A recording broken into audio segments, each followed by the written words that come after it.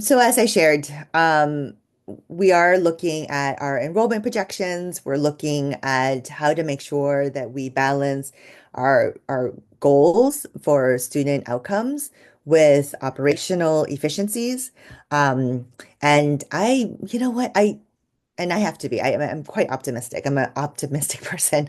I have to believe that once we get through the pain of making these reductions, we will make it through the other side. We will. And then if you can all indulge me on what that would look like. So we have to make the 10% reduction to the district. Painful, yes, very painful. And it will be a shared experience. Um, but if we do this, then in 2 years, because it's going to take 2 years to get out of the structural deficit, in 2 years, we will be in a place where number one, we are, masters of our own destiny. We will control the budget. But more importantly, we will be able to say to our teachers, we have the funds to keep you in your job year after year after year. You do not need to worry about this crazy March madness of pink slips all the time. You don't need to worry about not having enough resources for your schools because we will have that, because we will then be in a place where we are managing our budget better. We will have position control and we will have budget stability. So in 2 years' time, that is where we are going to be. After next year, we're going to start inching towards that because we will, by July 1st of next year, we will have um, our new um, our new payroll system, our new budgeting system online. And that's what's going to help us continue to have that control, the budget, the fiscal, the procurement, the payroll control, so that we don't slip again. The reasons why we ended up with the empower situation that we did was because we created a brand new payroll system. Where we are now is that we are using a payroll system that other K-12 institutions throughout this state are using. So this company knows how to run K-12 payroll. They know how to run K-12 procurements and budgets and finance. So we will not get to where we were before, where we are now. Moving forward, we will definitely not be there. We will have greater control. We will have greater eyes into the budget, and we will be able to see before things fall apart how we can pivot and how we can move to address that.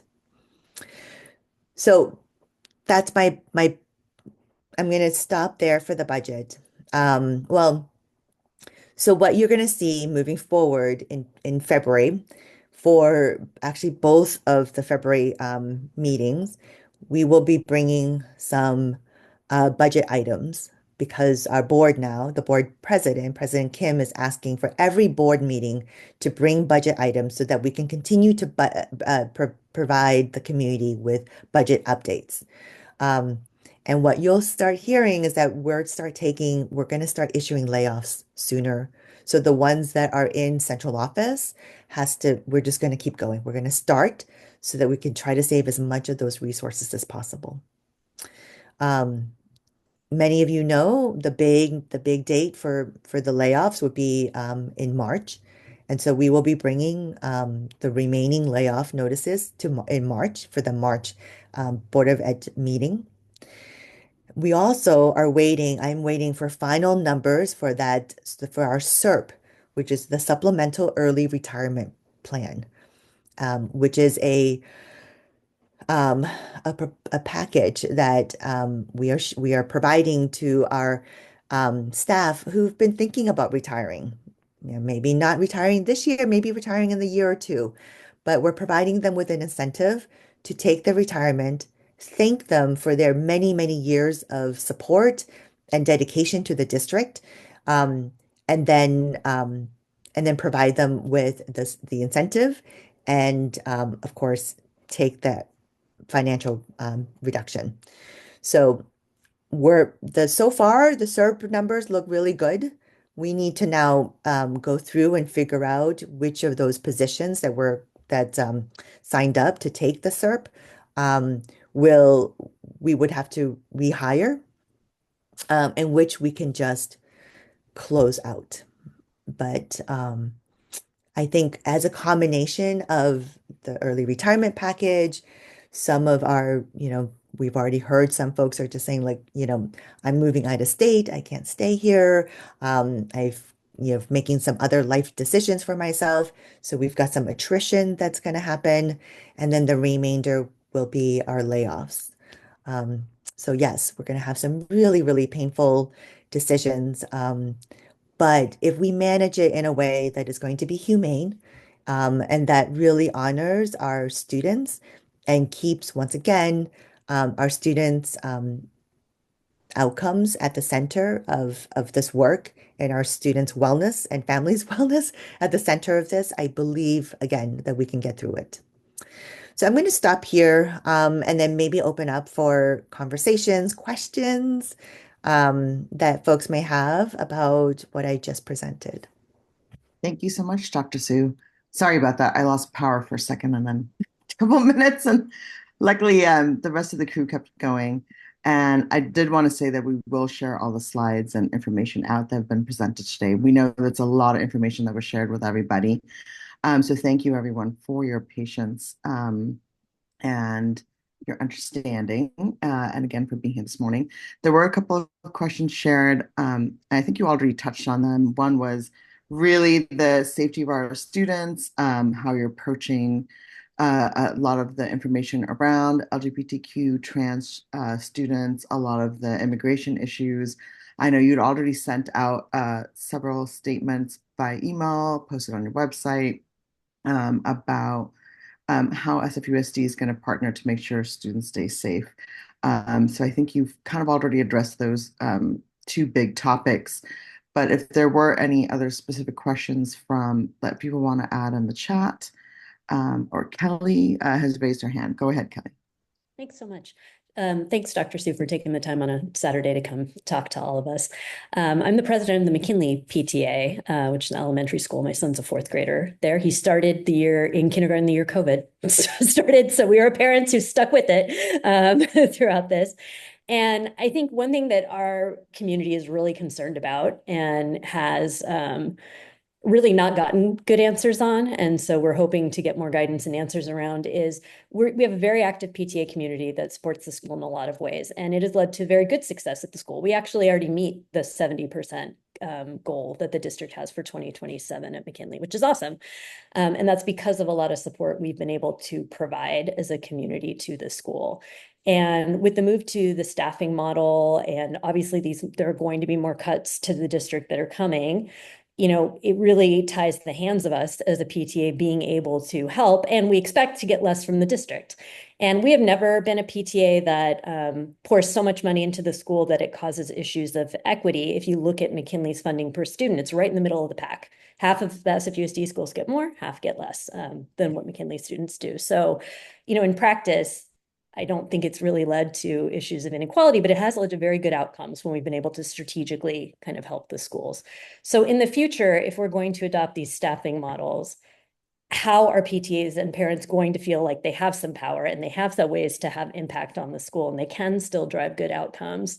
Because I got to be honest with you, a lot of parents are like, hey, if we can't have the kind of school we want to have, or we can't like sort of support these things, and the district's not going to give us money for these things, then they're getting to a frustrated point that you probably felt during COVID, where like they don't want to be part of the district anymore, and that's terrible. I'm a big supporter of public schools. All through my whole education, I've been a product of California public schools, including Berkeley, where I went to college.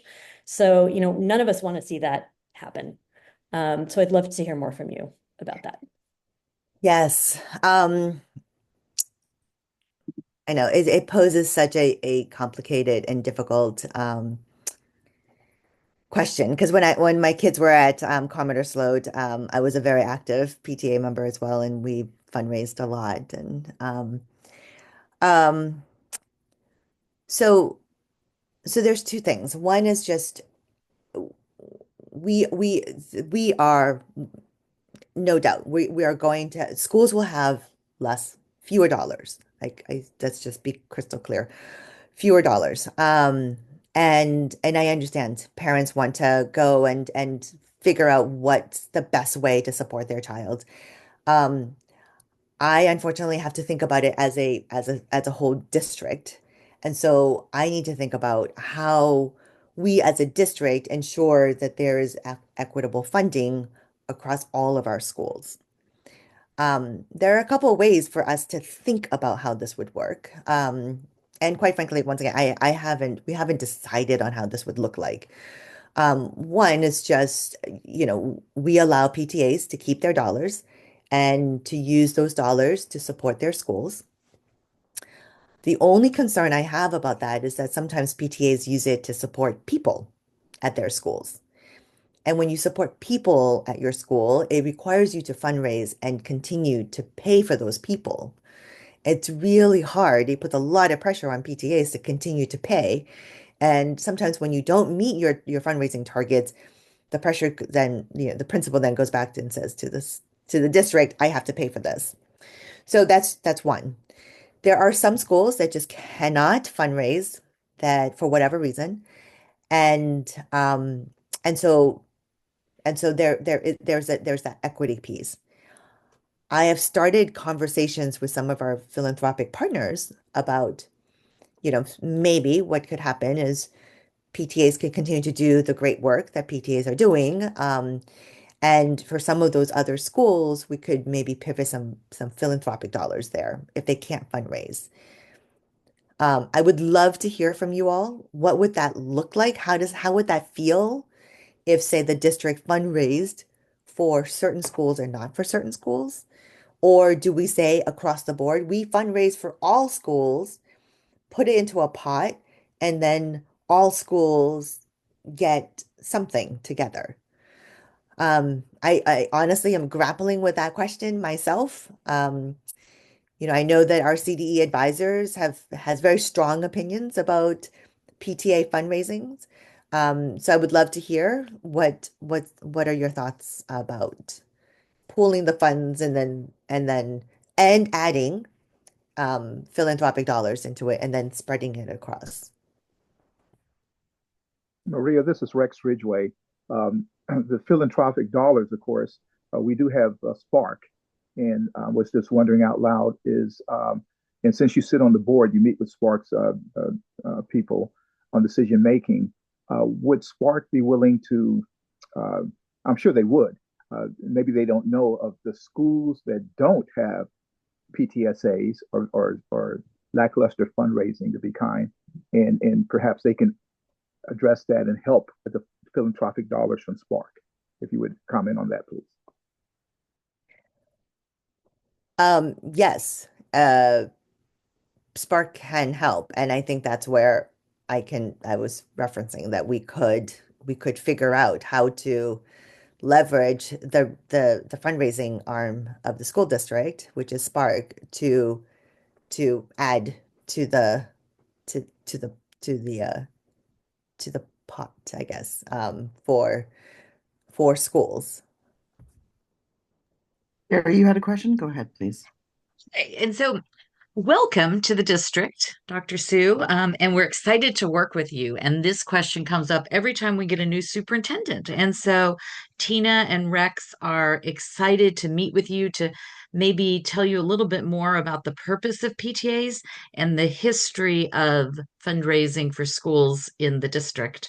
As you know, as a public school parent, the reason parents fundraise is to meet the unfilled obligations of the school district. And the school district historically has relied on schools and parent communities to fundraise to meet their site needs, not just staffing, but the basic needs like, I don't know, paper. And so one of the things that you'll learn as you get more into this job, and we're here to help you meet our school communities and to meet the parents doing the really good work of community building at their schools. And one of the things you'll learn is how PTAs are structured and what their purpose is, and maybe why PTAs started fundraising to meet school district funding deficits. Sometimes PTAs are funding to meet needs like reading resource teachers when a school doesn't have that threshold for a district providing resource teacher. Or maybe schools are raising money to pay for contractors to come in and repair equipment or school sites that the district, it's not in that bond rotation that year, and there's an emergency and PTAs raise money for that. So there are lots of different reasons PTAs raise money, but I think at the heart of this challenge, and this is, a reminder for everybody who already knows, PTAs are independent nonprofits. There isn't a one PTA overall nonprofit. This even the state of California's PTA has very limited remit as to what it does. And so the individual school sites who may or may not raise money for their school sites, it's up to their discretion how they fund it. And they've always had opportunity to donate to Spark. And I know a couple schools have. A couple schools have raised money specifically to donate money to the Spark Foundation for those reading resource teachers, for example, so they could provide reading resource teachers at different sites. So I think that this is such a systemic and complicated issue as to how and why PTAs fund their school sites. Um, it it may take a while for you to fully get your head around it, and because it takes us a while to fully get our heads around it, because our temptation is to pay for a teacher position that was cut, knowing that we're committing the district to that union position. We've had those same conversations internally too. So I know that Tina and Rex are really great resources for learning more about how PTA funds and can fund things. But ultimately, as Sue's pointed out, the purpose of PTA is to build community and support their specific communities. And that doesn't always involve fundraising. We have a couple schools that have active PTAs with very little fundraising. Yeah. I just read here, Kari, thank you for identifying for calling out that SLO does not have a PTA. And I think as a parent, it was just like, oh yes, it's the parent group, and you just assume because that's what you know. But I thank you for that distinction. And clearly I need to do my homework and understanding the nuances between these things. Yeah, it's okay. Everybody has the same learning curve. Parents, teachers, especially teachers. I mean, everybody has the same learning curve. Don't worry about it. Thank you. Um, so if we use I mean I am sensitive to the fact that this is a second district PTA meeting or PTSA or meeting. Um, I love this Curry. You bring up a very very very good point of these parent groups, whether we call them PTAs or not, right? These parent groups that are clearly dedicated in school sites. I'm hearing a couple of things. One is we need to figure out, well, personally, maybe have more parents join these parent groups. One. Two, wouldn't it be great if there was a better way and strategy to have greater communication and engagement between the district and these parent groups? Um, and and I don't know what that means. I mean, it could be as simple as help us do the enrollment for fair, or help us, or we partner with you to get some information out. So there's like basic communication stuff that doesn't always is not like always there. And then there's the fundraising piece, which I understand PTA or parent groups fundraise because I just once again remember we fundraised at SLO to redo this the place where the kids play and paint it and all these things. Um and that's wonderful. And that builds community, and that builds kind of like, this, we're in this together kind of notion. So yes, that. But then when parent groups are needing to fundraise for teachers or for positions, it does put it in a very difficult place. Um, yeah, because I don't know. I just what I think, and now you've got my brains going of just thinking back. I remember us as parents fundraising for additional, I think it was additional PE time or additional PE coach or PE staff, and it was complicated because we had to negotiate with the district to allow us to pay for that person to spend more time with our students. And it then puts the parent group into a kind of this third party negotiating entity for HR. Um, I think we do need to spend a little bit more time thinking through what type of relationship we should have. Maybe there is a way for us to work with our Spark board to fundraise for more things like certain things so that it alleviates the pressure from PTAs and of course alleviates the pressure on the district. Um, but it does beg the question again of how do we, if we were to fundraise centrally, how does that get redistributed across all schools? Um, I would, yeah. I have a quick question. Isn't that what Spark is? I mean, Yeah. it's a central organization for SFUSD to fundraise. Um, Anyway, I really want to emphasize that, as families, and actually I'm a parent alum, so my kid graduated in 2020, that, we're really here to advocate and support and communicate. And I keep hearing the whole fundraising conversation being thrown at PTAs over the years from various superintendents, and it's got to stop. SFUSD needs to be able to raise funds to provide free public education, including things like arts education, special education, all of that stuff. I mean, I've been in the district now and I've been volunteering now for 5 years after my kid graduated. And I just, this conversation is tired. Sorry. I'm just, I'm speaking from the heart here. We need to do better.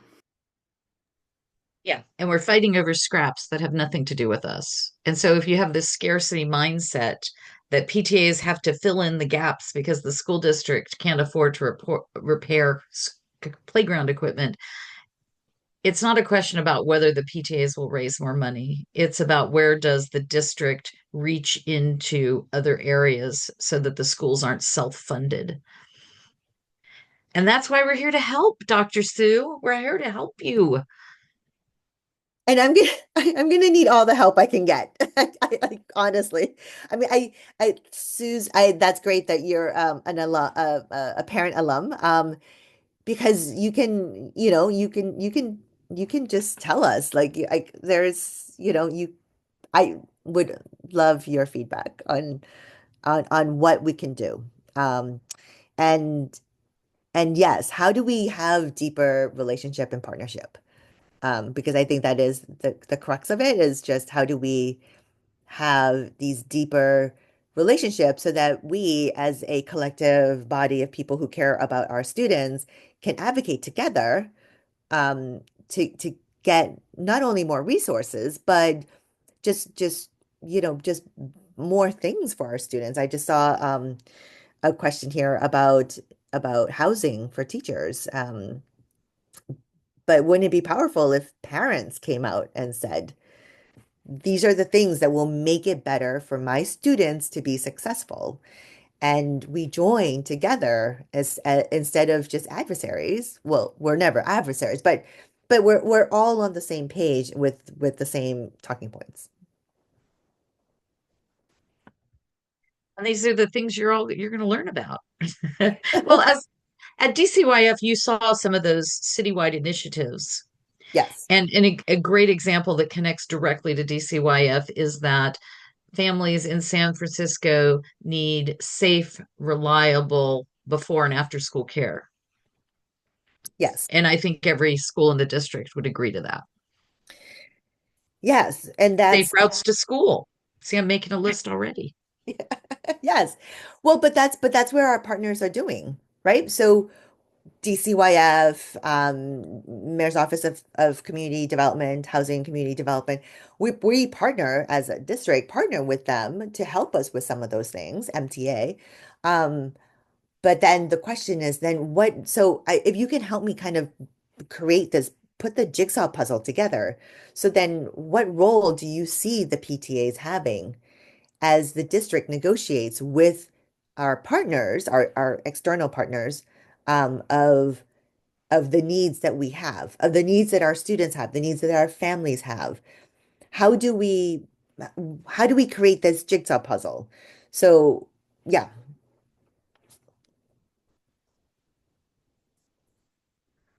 advocating at the state and federal for sure. For sure. Safe for Well, us if to no one's going to speak up, I can speak up. We've been part of the Safe Routes to School Coalition for years, and families at individual school sites will advocate for bus routes, safe crossings, things like that. And so that's something we also all get behind. As far as after school, quality after school provision, there's a real uh, disparity that I think you will recognize pretty soon, which is some school sites have higher quality after school programming than other school sites. It's not open or accessible to all. The schools kind of patch together this combination of nonprofit providers and school district providers and clubs and volunteers that's hard to understand as a parent for sure. So there are a couple things. Everybody wants good school lunches. And one of the things I'm kind of worried about in this reorganizing is we only recently started to embrace healthy, site prepared food. And that's one of the things that I suspect will have to be eliminated. And we'll have to go back to the pre prepared reheat food because it's less expensive. And we just did all this money upgrading sites into to making their own food. And that's financially unsustainable, especially with the federal reimbursement being so low. So yeah, so I can see everybody wants good food, everybody wants PE, everybody wants their children to have a quality arts experience, and yet we have the district historically has trouble recruiting qualified arts special teachers who have that elementary school arts specialty area. And so all the parents are like, we need more art teachers. And there are no art teachers. You're just kind of shouting into a void. And yeah. so thinking about how the district can support recruiting and training PE and art teachers would be super helpful. Sorry, I could probably write. I haven't introduced myself. I'm Carrie Gray, and my kids, both of them graduated from San Francisco Unified Public Schools. Sean went to Stevenson, Aptos, and Ruth Asawa, and my daughter went to Sunnyside, Denman, and Mission High Schools. And so I've been in the school district for a long time, and I was the second district PTA president, and have been on the board for gosh, I think it's like 11 years now. It's kind of crazy. And I'm also on the California State PTA board as a legislative advocate, as is Linda, who spoke to her earlier. So there are lots of issues that Shelley, who is on this call, and Suze and Sharon and Michelle and I have seen, over the past 10 years. And Michelle Parker is a really good resource. Yvette Edwards is a really good resource for just kind of bringing you up to date on what some of our shared campaigns have been, what of our shared priorities are, and what really inspires parents, which is, the health and safety and success of students in the district, just like you. Yes. So it sounds like there's lots of possibilities for us to advocate together. And it sounds, I'm beginning to make a little bit more sense here. So it sounds like there's a way for the district and the PTA to work together to advocate both at local and state level. Um, there are that you all can help bring the parent voice, parent opinions, parent feedback to the district. And I wonder how does this how do you provide parent feedback to the district?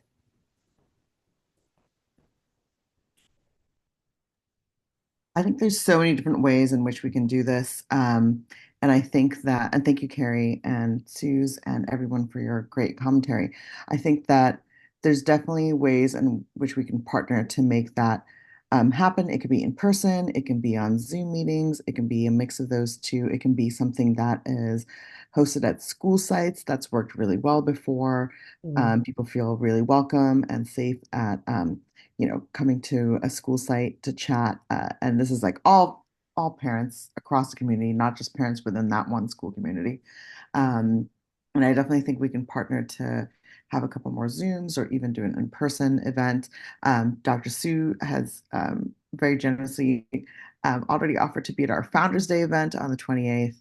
And I know that there's a couple of other great events coming up. So I think also one thing is planning ahead and really giving time for all of our groups to have time to plan ahead, to come to multiple formats of meetings, whether you're holding a forum, whether you flag a BOE meeting and say, hey, everyone come to this because I'm on the agenda and I'll be chatting about this important topic, whether it's an in-person event at a school site or at 505 Franklin, or any other formats.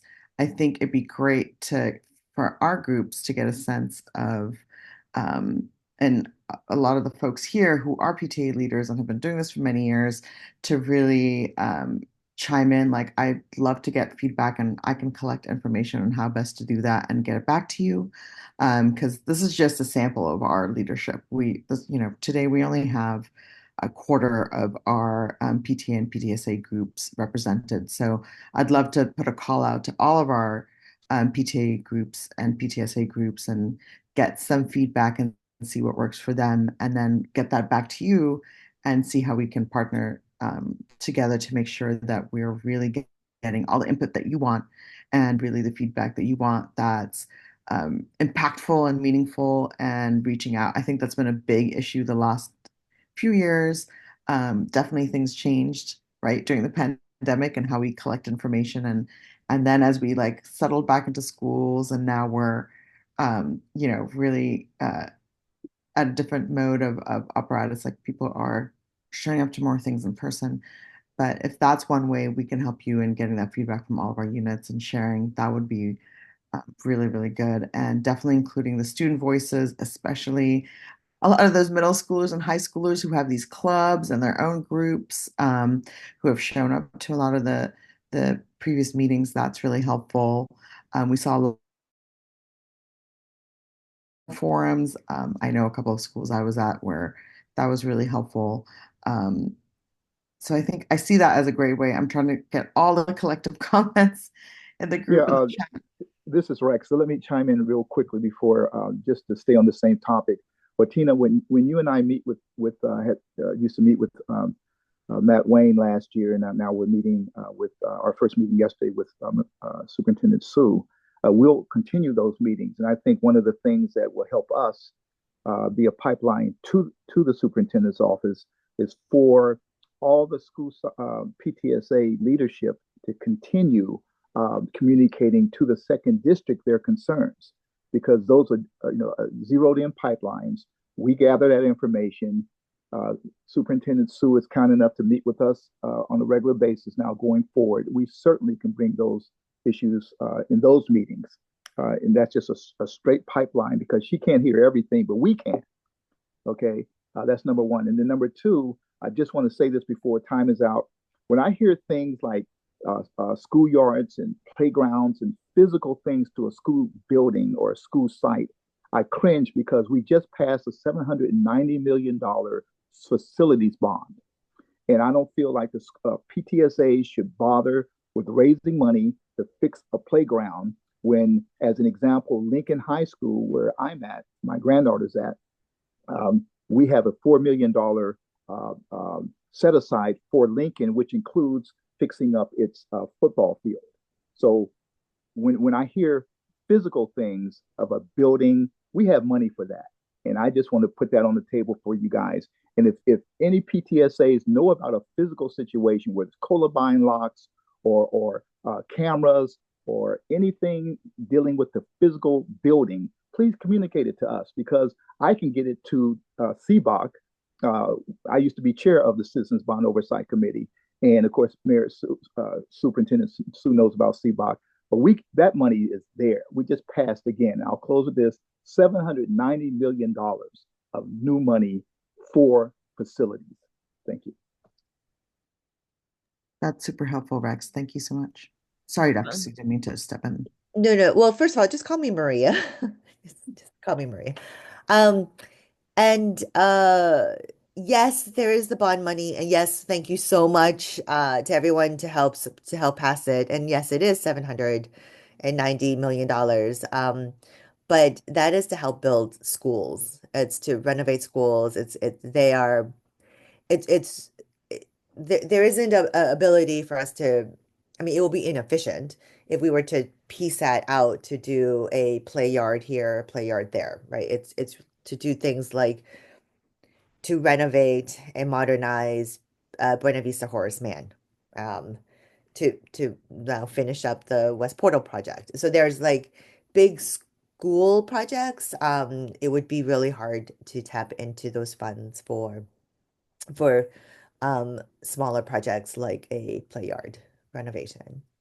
Um, However, that is something that fundraising could do, philanthropic dollars could do, and that is definitely a commitment that I could make in terms of, if there's a way for us and I like Celine Parker's comment here is to let's work on some guidance on how we collaborate with each other, um, so that there's a cadence of, if the school site PTA gathers feedback from school community, then there's a transfer of that feedback somewhere to then go to somewhere else, to then go to somewhere else, to then eventually land with if this is your leadership body, then to land at the leadership body to come to me.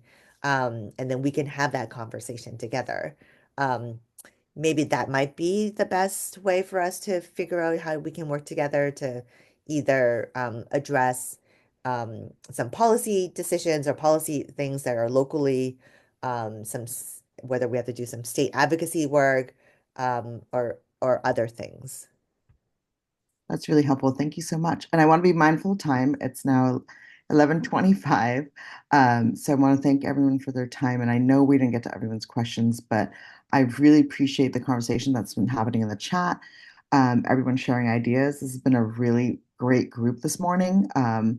It's been a really wonderful conversation. And we're just starting the conversation with you, right, Maria? We're not, Yeah. this is the beginning of working together and really getting those voices heard. And absolutely, I think there are multiple ideas that all of you have shared, and I really appreciate that. Some ideas that have been ongoing, some new ideas. And what I'm hearing from everyone is really tapping in together collectively to make sure that we all know the same information, and that we can get some more information out and share some more ideas. So I think I really do look forward to working with you and all of our leaders here today to really get some more action oriented and some more focused information out to all of our parents and families together. Because again, like you said, we're here for the students, and then for sure the staff and the families, and advocating for them and working for them together. It really does take a huge village. It takes all of us working together. And we may not agree on everything that would be too easy. But we also, and we definitely need to spend some time like checking with each other and calling each other out on how to continue to improve for the sake of our students and for the sake of our amazing district. We have a fantastic San Francisco Unified School District with such an amazing population of students. I'm constantly amazed at all the work that everyone's doing to support their school sites. And I do want to say that, again, the conversation is continuing. So I'm looking forward to keeping this going as a group of all of us and to bring a whole bunch of other folks into the conversation. And in closing, I did want to say thank you so much for your time and for being here on a Saturday morning. Everybody, taking time away from your families this morning, and taking time away from something else you could be doing, cuddling up with a blanket and being cozy. And instead you chose to drink your cup of tea or coffee with us this morning and really share that input. So I'm so appreciative of all that you all do, and I appreciate everyone being here this morning. Thank you so much. I don't know if anyone else had any other like closing comments from the board, or Maria, if you did, or No, I just appreciate everyone for coming. I do appreciate all of you for continuing to support SFUSD. And I definitely am looking forward to my invite for the next meeting because there's so many things, so many things that we need to talk more about, flush out, and I look forward to working with each and every one of you on that. As Sue's pointed out, you can join every PTA in the district if you want to, and you'll get newsletters and updates that way too. that is a great point. Oh, that is a great point. I'm happy to work with Karen, our membership VP, to get you some links into some of these schools. Lots of them have online membership, and you can join as a member and also attend any of the PTA meetings or PTSA meetings at the schools. I'm sure a lot of our leadership would love that. Love that idea. Thank you, Carrie. And And it would Sue. mean so much to the school, to schools that struggle with membership, just to see you as a member. It would really mean you would be really showing your support for that school community. That's a brilliant idea. Yes. Yeah. Thank you. Thank you, everyone. And closing again, thanks for making time to be here this morning. And I hope the rest of your weekend is fantastic. Everyone stay healthy, please. And again, you can always reach out to us by emailing us. I know a lot of you get our emails and messages already, but just, keep that coming. We do try to respond to everyone as we get our messages. Sometimes it takes us a couple of days, and sometimes it takes us, a little bit longer than that. But we are so happy to be hearing from a lot of you, and we're really, really appreciative of the time that you take to reach out to us, to share information with us, and to, just continue to give us updates. And I'm hanging on for another 10 minutes if anyone else from any unit has a PTA related question or a PTSA related question. Um, and so I'm happy to stay on for another 10 minutes if you'd like. And if not, thank you all for being here.